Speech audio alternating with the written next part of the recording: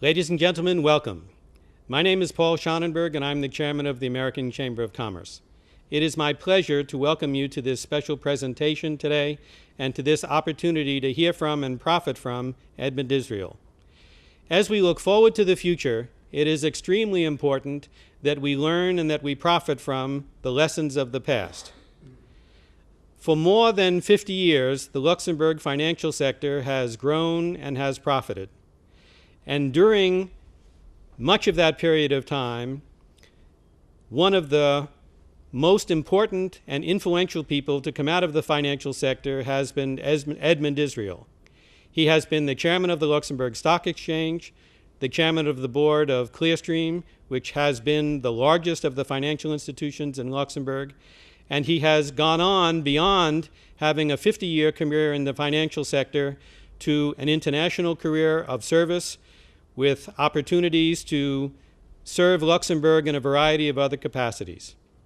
He has a very interesting story to tell of his background and of the development of the start of his career, and he has some very interesting lessons and offers of wisdom that people should take into consideration going forward for the future.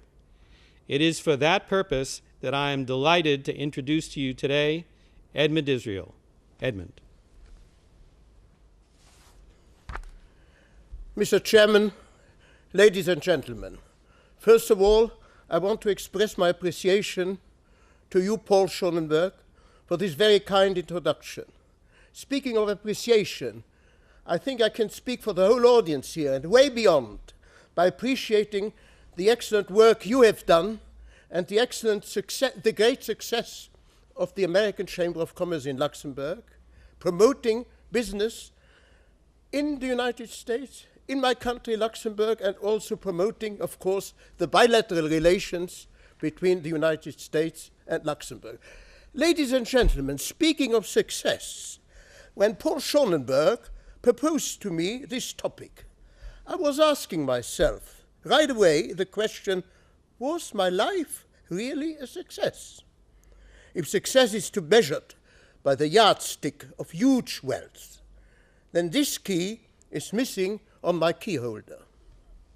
However, if success means achievement, then I think that my life and career can be defined as successful. Indeed, during the last World War, my family and I were confronted with the challenge of survival. My career started in 1942 as a factory worker in Newark, New Jersey, and after the war, I became a banker in Luxembourg. From factory worker to banker. Very early in my life, I had a dream to become a teacher of philosophy. By the way, ladies and gentlemen, one has to have dreams. Dreams are important in life. They are really the origin of creativity. This goal to be a teacher, to teach or to speak to young people was achieved many, many years later. And now I am fascinated by astrophysics and cosmology, topics which in my view, and I'm not the only one who holds that view, shape the philosophy of the 21st century. To illustrate the topic of my speech, may I briefly evoke first my life. In fact, I lived several lives. My childhood and adolescence were marked by the last World War.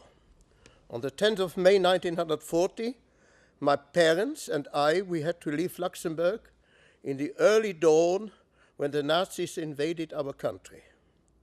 We spent 2 years in France as refugees, hiding often from the German occupier who also controlled the so-called free zone under the Vichy regime.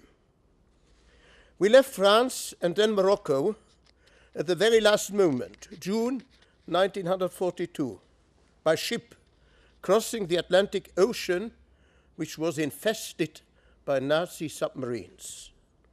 In the early dawn, announcing a sweltering day of June, we were gazing with an undescribable excitement at the horizon until finally we saw the misty outline of the New York harbor and the famous Manhattan skyline. In a split second, we realized that our life was saved and that we were free. We sent a silent prayer to heaven.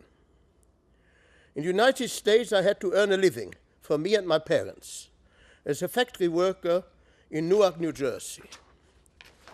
After the war, I started at Banque Internationale à Luxembourg, BIL, which is now called Dexia BIL, as a bank employee at the bottom of the ladder. I retired after 40 years at the same bank, now called Dexia BIL, as I said just before, as General Director and member of the Executive Board. I contributed to build the International Financial Center of Luxembourg and was founding chairman of CDEL, now called Clearstream International, of which I am proud to be at present the honorary chairman. A few words, ladies and gentlemen, on banking in Luxembourg. It started with the floating of a syndicated bond issue devised by a creative London banker, Sir Sigmund Warburg, in 1963, more than 40 years ago. The Eurobond market has started with this bond issue of a total amount of just $15 million, not billion or trillion, but 50 million US dollars, floated by Autostrade, 5.5%. The duration, the life of that bond loan was 1963 to 1978. It came to the market with an international syndication of an underwriting and selling group. This proved to be a great success, and in the course of the ensuing years and decades, this market grew to such an extent that by now its total value of issued bonds exceeds 4 trillion US dollars, 4,000 billion. The first issue was listed at the Luxembourg Stock Exchange, and soon the market grew rapidly, and the necessity arose for an international clearing and settlement system, also here in Luxembourg. The first one was a Euroclear, operated by Morgan Guarantee Bank in Brussels, Belgium, and then soon followed by CDEL, now Clearstream International, which was founded in September 1969. I had the good fortune to be personally involved with this operation as a member of the staff of Banque Internationale à Luxembourg. This was the starting point for the birth of the international banking and financial activities in Luxembourg. In a number of areas. Among these, the international fund business grew to such an extent, ladies and gentlemen, that by now Luxembourg ranks number 2 in this sector worldwide. Let me point out that I'm confident for the future of the international financial sector in Luxembourg. In this area, I believe that asset management should be developed extensively because Luxembourg combines 2 essential features.